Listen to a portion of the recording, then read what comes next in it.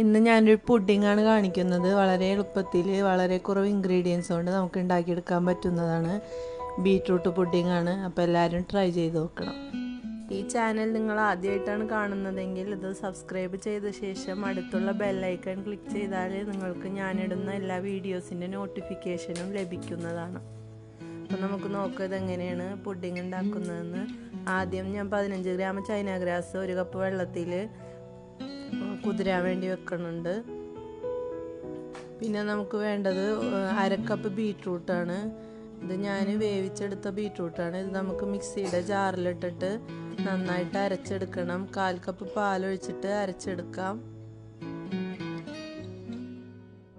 അപ്പോൾ ഞാനിതിവിടെ നന്നായിട്ട് അരച്ചെടുത്തിട്ടുണ്ട്. ഇനി നമുക്ക് ചൈന ഗ്രാസ് മെൽറ്റ് ചെയ്യാൻ വേണ്ടി വെക്കണം.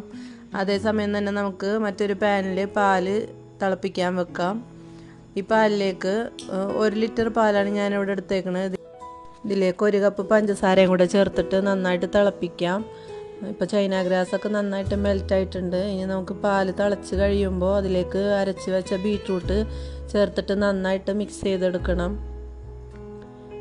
മിക്സ് ചെയ്ത് ഒരു 2-3 മിനിറ്റ് ഇളക്കിയതിന് ശേഷം തീ ഓഫാക്കാം.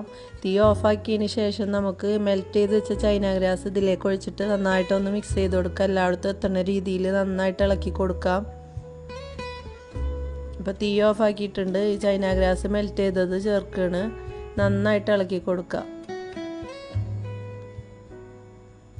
നിങ്ങൾക്ക് പഞ്ചസാരക്ക് പകരം വേണമെങ്കിൽ കണ്ടൻസ്ഡ് മിൽക്ക് ചേർക്കാം, ഓരോരുത്തരും മധുരത്തിനനുസരിച്ച്.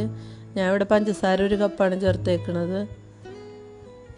ഇനി ഇതിലേക്ക് വേണ്ടത് വാനില എസൻസ് ആണ്. 1 ടീസ്പൂൺ ചേർത്ത് കൊടുത്തിട്ട് നന്നായിട്ട് മിക്സ് ചെയ്തെടുക്കാം. ഇനി നമുക്ക് ഏത് പാത്രത്തിലാണ് നമ്മൾ പുഡിങ് സെറ്റ് ചെയ്യണമെന്ന് വെച്ചാൽ ആ പാത്രത്തിലേക്ക് ഒഴിച്ചിട്ട് ഫ്രിഡ്ജിൽ ഒരു 2 മണിക്കൂറോളം നമുക്കിത് വെച്ച് സെറ്റ് ചെയ്തെടുക്കാം. ഞാനിപ്പോൾ ഇത് 2 പാത്രത്തിലായിട്ട് ഒഴിച്ചിട്ടുണ്ട്. ഇനി നമുക്കിത് ചൂടാറിയതിന് ശേഷം ഫ്രിഡ്ജിലേക്ക് വെക്കാം. നല്ല ഈസി ആയിട്ട് ഉണ്ടാക്കാൻ പറ്റുന്നതാണ്. എല്ലാവരും ട്രൈ ചെയ്ത് നോക്കണം. വീഡിയോ ഇഷ്ടമായ ലൈക്ക് ചെയ്യാനും ഷെയർ ചെയ്യാനൊന്നും മറക്കരുത്. സബ്സ്ക്രൈബ് ചെയ്യാത്തവർ സബ്സ്ക്രൈബ് ചെയ്യണം. അടുത്ത് കാണുന്ന ബെല്ലൈക്കൺ കൂടെ ക്ലിക്ക് ചെയ്താൽ നിങ്ങൾക്ക് ഞാനിടുന്ന എല്ലാ വീഡിയോസിൻ്റെയും നോട്ടിഫിക്കേഷനും ലഭിക്കും.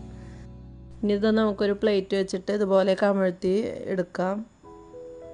നല്ല അടിപൊളിയായിട്ട് സെറ്റായിട്ട് വന്നിട്ടുണ്ട്. അപ്പോൾ എല്ലാവരും ട്രൈ ചെയ്ത് നോക്കണം.